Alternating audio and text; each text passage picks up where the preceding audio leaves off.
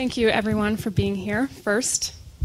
So I'd like to open then by saying, obviously there have been countless stories about layoffs and difficulties with retail. I'm wondering if each of you can tell us in 2 minutes or less what strategies are really working for your brands right now, and in David's case, what brands or retailers that you really admire right now in terms of their own innovative mobile strategy. So starting with Raina, then.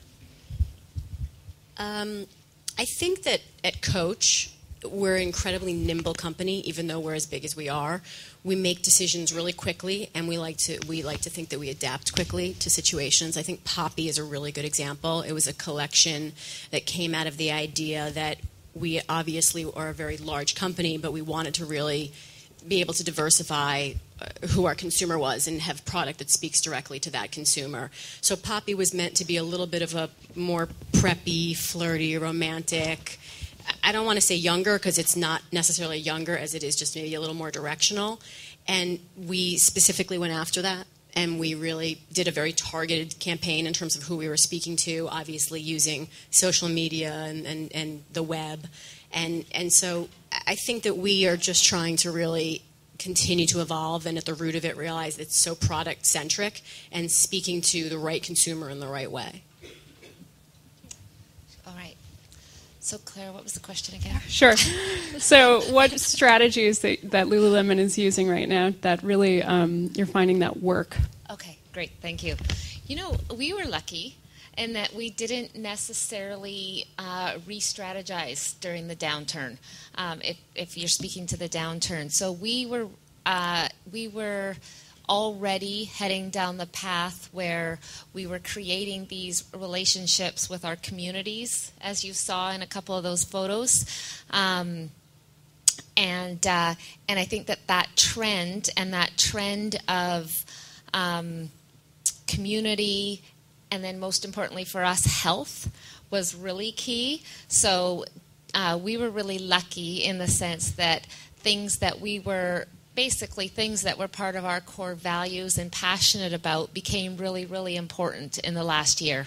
And so we actually managed to kind of stay on strategy with our core values and actually didn't veer off that. Sure. Well, Gilt Group's a little bit younger. We're only 2 years old. We launched in November 2007. And what I think we do a very good job at is partnering with the very best brands around and choosing from them the best product that's available and bringing that kind of product to our members. So we take a curated approach to everything we do. What's been really fun in terms of building a business is that we are nimble. We have an entrepreneurial spirit, even though we've grown very quickly. But we are huge fans of testing. So when we launched the business, we really focused on the women's area and realized 20% of our membership at our launch were men. And we thought, well, let's test some sales and products for men. And lo and behold, they worked out very well, in fact. So we launched a men's business. And subsequently, we've done that within Gilt Group in different product categories. We went into home, we went into children's wear, beauty, and then as Claire mentioned, we sort of spun out some of these businesses. So now we have a business called Gilt Man, Gilt Home, Jet Setter, which was a new, very kind of different business model, which was a travel business we started in September. But still, we took a similar approach. Amazing brands, amazing properties, mostly hotel properties, curated sales, and fantastic prices and value to our consumers. And then we also recently launched a contemporary site for lower priced brands, edgier brands, targeting a slightly younger membership than we target with Gilt.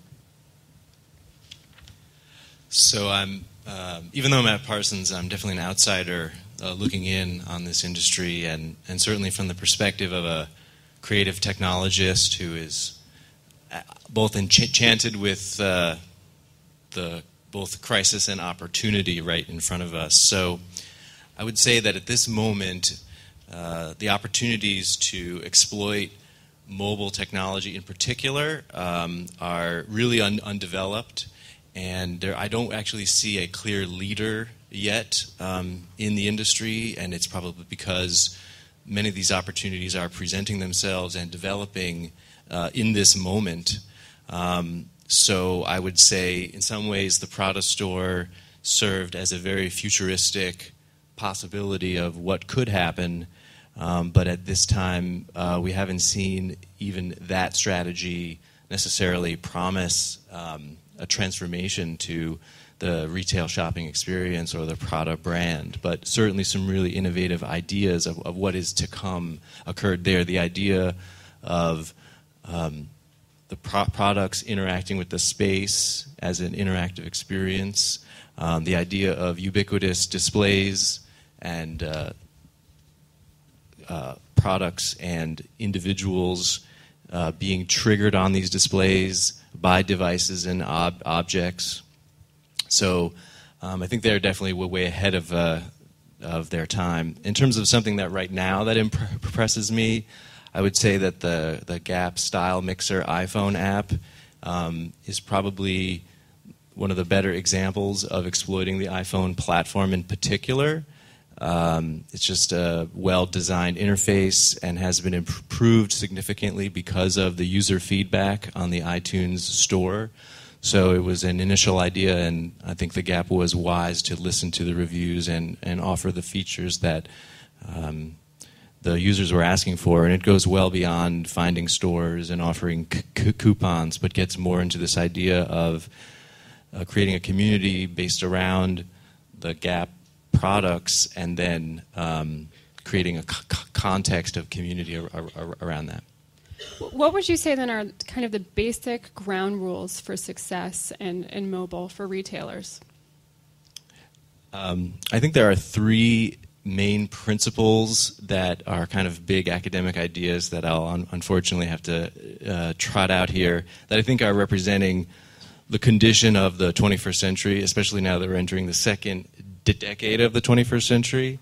And I would call it, we are in an era of hyper-connectedness, hyper-fragmentation, and hyper-contextuality. And so what I mean by that is we're hyper-connected, we know what our friends and family are up to constantly, but they're really fragmented experiences. It's a little status update or a quick little email, and it's constantly interrupting our life. Our work and our family life and our social life are blended into one fragmented experience. And that ultimately the mobile device is going to record our life context. So it knows where we are, it knows what we're talking about, it knows who we're talking to, it knows what we're buying, when we're buying, and it's creating a rich model of who we are as people. And ultimately this is the main opportunity for the next big thing, is how all these collective mobile devices that we're carrying are acting as sensors to our life and creating the profiles that, in a sense, retailers and marketers have been dying to construct. You guys are all, sorry, did you want to say something? I just wanted to say that you can feel free to give a shout out to the Coach Gift Finder app if you want. Of course, yes. Also state of the art, yes.